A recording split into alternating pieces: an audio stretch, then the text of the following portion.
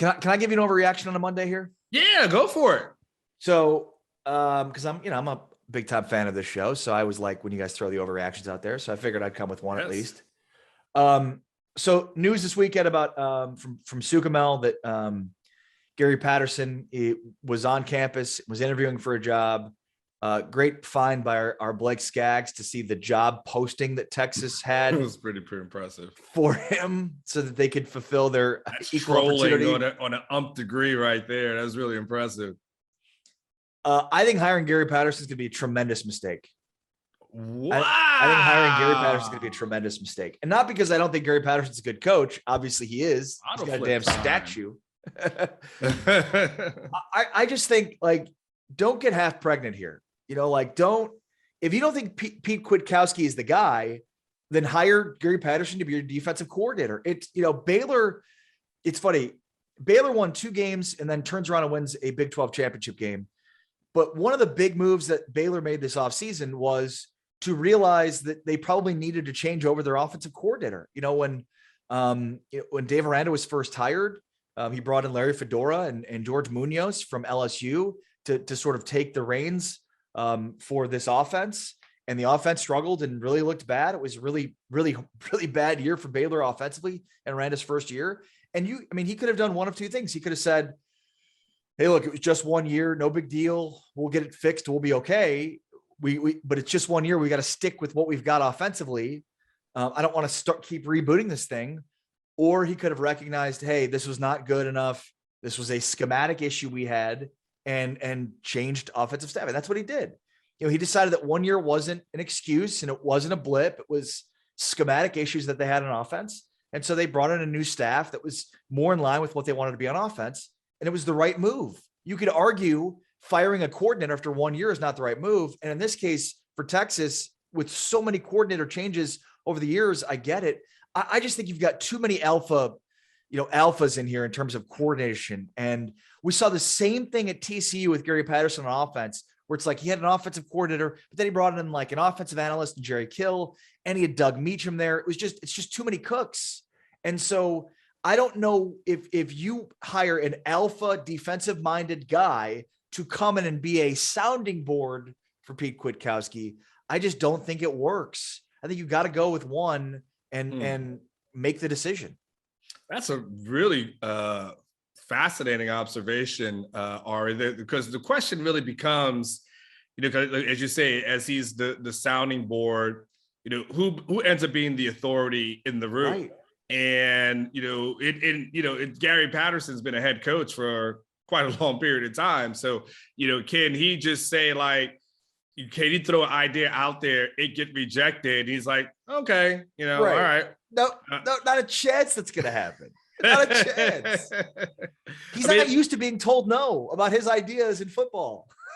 Yeah, but it's a position that, like, to your point, Patterson creates, and he has out there at TCU. So Patterson kind of wants to be in football. He doesn't want the responsibilities of a coordinator, because that's what we're hearing. Like, he doesn't want the responsibilities. Interesting. But he wants to have the opportunity to be a part of a football team. So therefore, maybe he could get another job down in the future. So he wants to be able to essentially get all the praise if it goes well, and be able to take a step back if it doesn't go. You're like, well, that was Pete Quay, and that, they didn't listen to me. And then if it goes well, you're like, yeah, you know what I did over there in Texas? Like, it becomes a win-win for Gary. Yeah, but to your point, how that works, how the dynamics work, and will he be able to do it? Here's my only thing, Ari, to that. If you're Pete K, do you really want Gary Patterson on staff? Like that? Exactly. That's your replacement if things don't go right. Like, that guy will replace you. Like, he will be your DC if you get blown out at Alabama, or this team is struggling and defensively going into OU. Like, if I'm Pete K, I'm like, hey, hey, Sark, I know you like that Gary guy, but look at what I've been working on all off season. Like, I think we're good, right, buddy? No, you're exactly right. Like, if Pete Kwiatkowski, remember, he was a guy that was at Washington for a long time. And so the idea that he'd be leaving Washington to go somewhere was like, wow, that's a shock. We thought he'd be at Washington forever. or getting a head coaching job. And so now it's like you're staring at this directly in the face and thinking, okay, this wasn't on me last year. This was on our lack of players, and talent on the defensive side of the football last year. So it wasn't like my schemes were the issue. And now you're going to bring in a guy that's going to kind of, that's going to try to implement a lot of what he does. And I mean, he's going to kind of take on the role and bring in new ideas that might be very different from Pete Kwiatkowski. Look, I think it's never a bad idea to have a guy like Gary Patterson on staff. I'm just worried about the idea of there's too many cooks in this kitchen now. And again, who has the ultimate authority? Because if you're telling Pete Kwiatkowski he's the defensive coordinator, then he is coordinating the defense.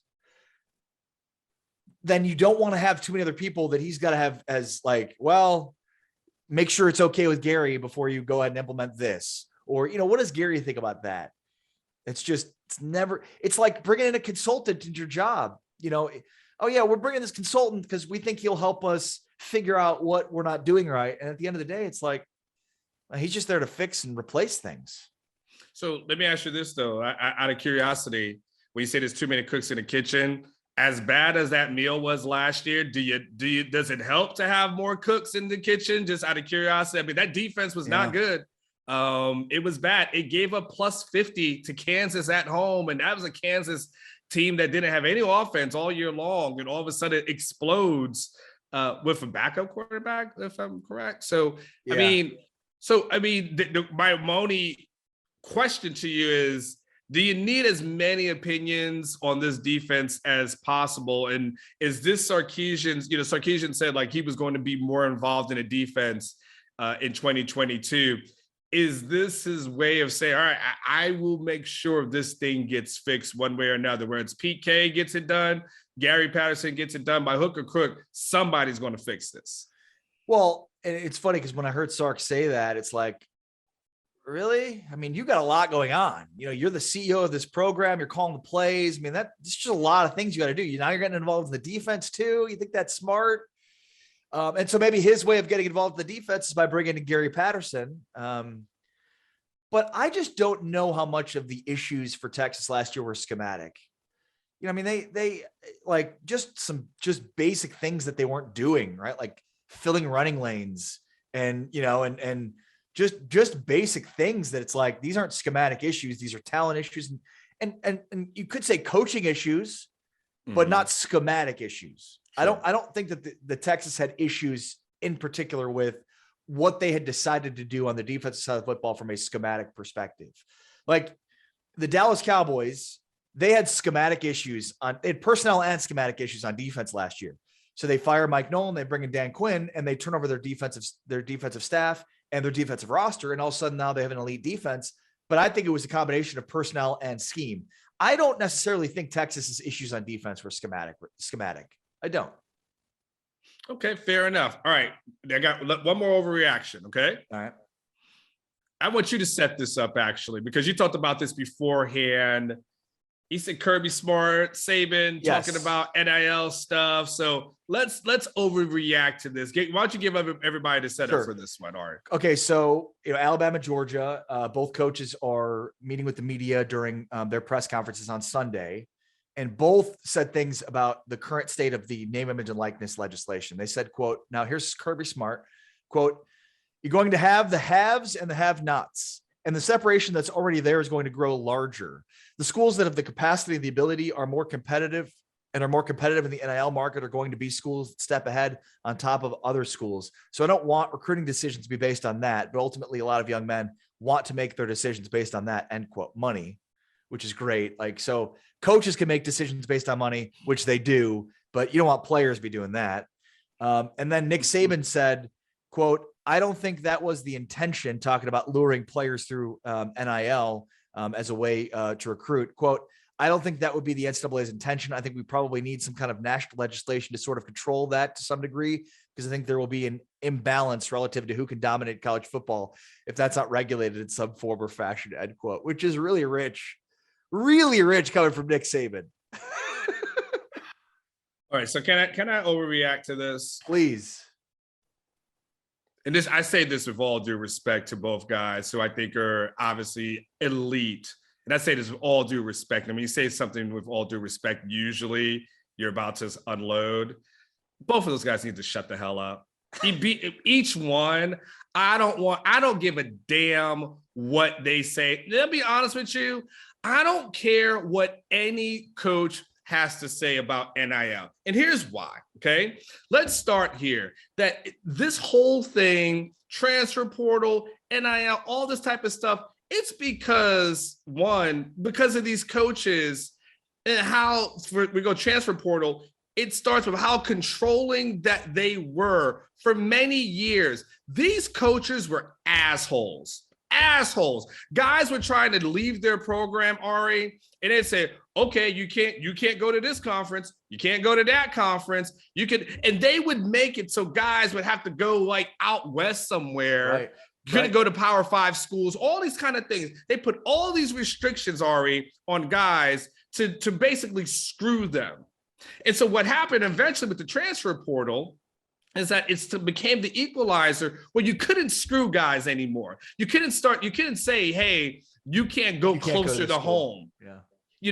Or you can't. Now, the coaches were always allowed, to your point, to leave and do whatever the hell that they wanted to. But the thing about college coaches is that they hate that these young people are starting to get some sort of power because all they want is control. They just want to control these guys and say, you can't do this, you can't do that. Oh, well, now these guys are getting paid. First and foremost, can we stop acting, Ari, like guys weren't getting paid before? Can we just stop clutching our pearls? Can we just stop acting like, oh my God, guys were never getting paid? Like guys were always getting paid. The top guys were always getting paid. And to hear SEC coaches talk about guys getting paid, really?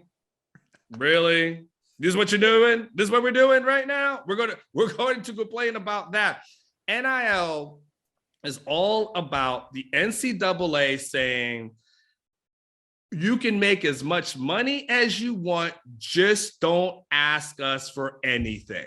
You players can have whatever the hell you want. You can have transfer portals. You can get paid. We don't give a damn what you do. You want a one-time transfer rule? Have at it, because we're making so much money in our billions.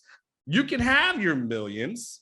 Just don't ask us to cut you a 1099 at the end of the year. Don't ask us for a W-2 at the end of the year. Don't ask us for anything. These programs have made money, and now there's an availability for these young people to make money, by the way, but by no other means, by the way, Ari, because football makes it so you have to play for 3 years. There's no other places for these guys to go. Right. And not everybody wants to be a college student. So I don't care that these guys are making money. I don't care about the pancake stuff. I don't care that Quinn Ewers made 1 point, whatever. I don't care. Them. It doesn't mean anything to me. So stop complaining about it. And I'm sorry, if guys have options, so be it. It's a free market. You made that point a long time ago, Ari, when it comes to college football, and it's supposed to be free market, free enterprise. But what's the analogy that you used about that, Ari? No, I mean, most of people that are anti-socialism, in this case, are pro-socialism because of how basically you have football funding everything else in the athletic department, because that's what it is. And so, I mean, you've got capitalists by nature that are anti-capitalist, that are pro-socialist in this regard, because again, football is footing the bill for every other sport in the entire athletic department, which is ridiculous. Correct. So it's not football's responsibility. No. And so if a guy is making decisions based off of NIL, if Caleb Williams is making his decision based on that, more power to Caleb Williams. You're upset because a guy can go somewhere and get paid? No, you're upset because you feel like he's not coming to you because he doesn't have options, because you liked it before when you were able to control guys. Now you can't control them, and now you're pissed off. That's all this is. It's about control. It really is funny how coaches, it's like they don't really recognize like how ridiculous some of the things they say are, because they're so deep in it. And it's like, you hear this stuff and you're like, wow, you have no idea how dumb you sound, Kirby Smart. Like the separations is going to grow larger. Kirby Smart. So Georgia has 80% of their roster is 4 and 5-star recruits over the last 4 years. 80%. Alabama's roster is at 84%. That is via Bud Elliott from 24/7 Sports. That's his blue chip ratio. 84% of Alabama's roster is 4 and 5-star recruits. 84%. And you're trying to tell me that it's going to get worse? Are you crazy? No. What? No. You're just mad because you know that this is going to even the playing field because you're not going to be at 84, 80%. That number has gone up every year. Georgia and Alabama, 84% is the highest it's ever been. It's going to keep going up. So it's amazing to me that two guys that benefit so greatly from the current structure would disagree so vehemently with a new structure, because it's so obvious why they disagree with it, because the new structure doesn't favor them as much as the old structure does. And the old structure clearly going more and more in the direction of the larger separation between the haves and the have-nots. It's also always been an arms race because, as you mentioned, Anwar, they've already been paying onto the table. Oh, and by the way, look at the facilities. I mean, it's an arms race in every capacity. And the reason these universities have buku bucks to pay out coaches to not coach, to buy out coaches, is because they don't have to pay the workforce. If they had to pay the workforce, they wouldn't have billions of dollars to be paying out to coaches to not coach their team. It's ridiculous. Well, yeah. And let's just be honest. This has a lot to do, and I bet you a lot of this bitching has to do. They're going to blame Dion for this. Right. Because without NIL, a guy like, was it Travis Hunter? That was his name. He doesn't go to Jackson State. No question. But because of NIL, all of a sudden that guy says, I don't have to go to Alabama. I don't have to go to Georgia. I'll go somewhere else. I'll make money. I can this will be very profitable for me over here. I can brand myself over here and be great. And now they're like, wait. You're supposed to come to us. And now all of a sudden, yes. Maybe there's guys who are like, hey, Texas has offered me $50,000 as an offensive lineman. I'll take that. I'll take 50 G's in the bank. I'll take a guaranteed 50 as opposed to sitting on the bench somewhere, somewhere else. Like that's what this is about. They're losing the guys that they want. Right, Ari? No, I mean, so Alabama has had 5 receivers taken in the first round of the last 3 drafts. Think about that. 5 wide receivers in the first round of the last 3 drafts. And they're going to have more this year. The reason for that is because of what you just said. You're stockpiling 5 and 4-star recruits. So the fact is, it's like, okay, I've got 2 wide receivers that move out. They help me win a national championship. Now they move on, and now they're going to be first-round picks. I get 2.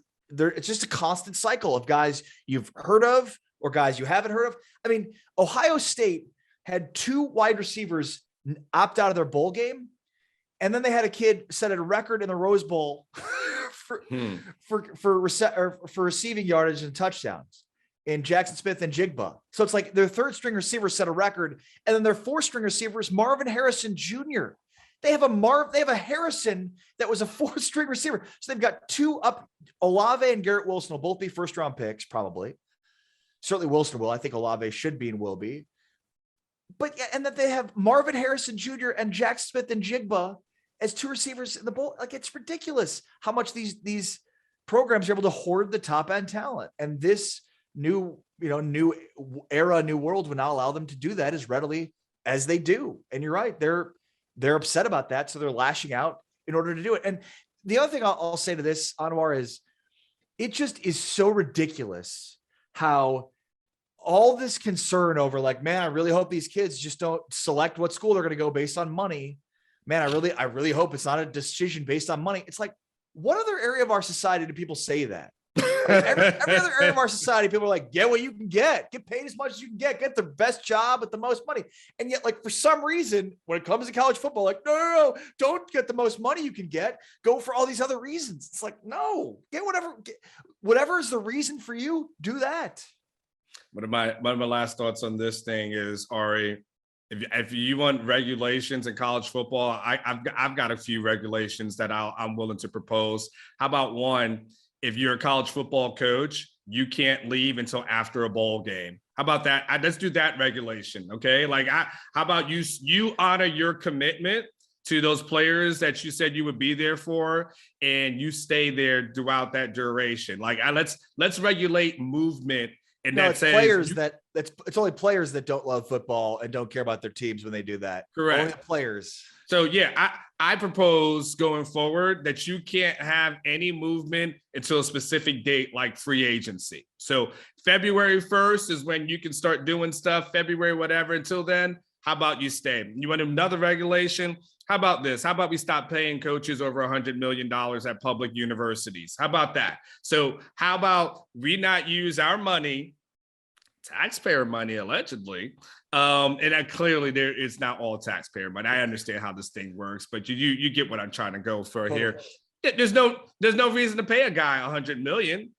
You want to regulate stuff? Let's regulate the salaries of coaches, and let's just make it a little bit lesser, and let's put that money back into schools and universities, and let's stop getting out. And how about another one? Let's stop giving out guaranteed contracts for coaches. I mean, we can do it all day, but why does a coach deserve a guaranteed contract at a public university or anything, any school? Well, you don't need it. Why are we paying a guy $50 million guaranteed? What? Who are you? Right.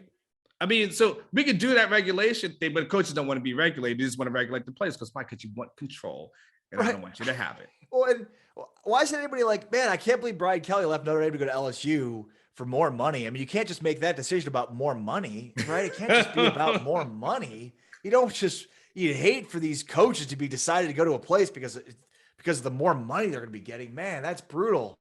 I mean, right. Jim Knowles, he left being the defensive coordinator at Oklahoma State to get more money to be the defensive coordinator at Ohio State. Ooh, is that the right decision there, just to go for more money? Hey, I mean, Lincoln Riley. I mean, is that the right more decision? money? Was it private plane access, home, all that type of stuff? Like, should you have done that? I mean, is that the right move? It's the state of Norman. Yeah. All right. You got anything else, Ari? No, I think we pissed off enough people today. Nah.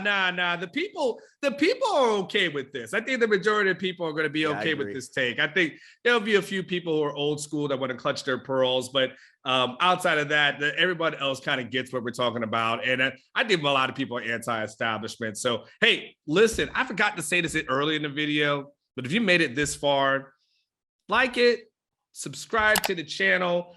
We've done over 10,000 so far. We've got goals that we're trying to hit in 2022. Do me another favor, by the way. If you like the video or you want to talk with your friends, send it to your friends. Share it with your friends. Share it on your social media. Share it on your Facebook page. Like, just pass it on and say, hey, man, I got some really interesting Texas football conversation in January, which how many people can you say that about? You don't get that too often. So make sure you share it. Make sure you like it. Subscribe to the channel. My main man, Ari, ain't mine. He's got too many jobs, at least four, but he's got to go be a dad, or maybe he's not, because I think he's just going to take some Rogue products and chill out. But for my main man, Ari Temkin, Jeff Ketchum will probably be here at some point this week. I'm Anwar Richardson. Thank you for watching the Texas Longhorn football channel Overreaction Monday. This is probably part 2 of part 1. I'm sure Ari cuts it up. He does the producing too. He does everything. You guys take care. We'll talk to you soon. See ya.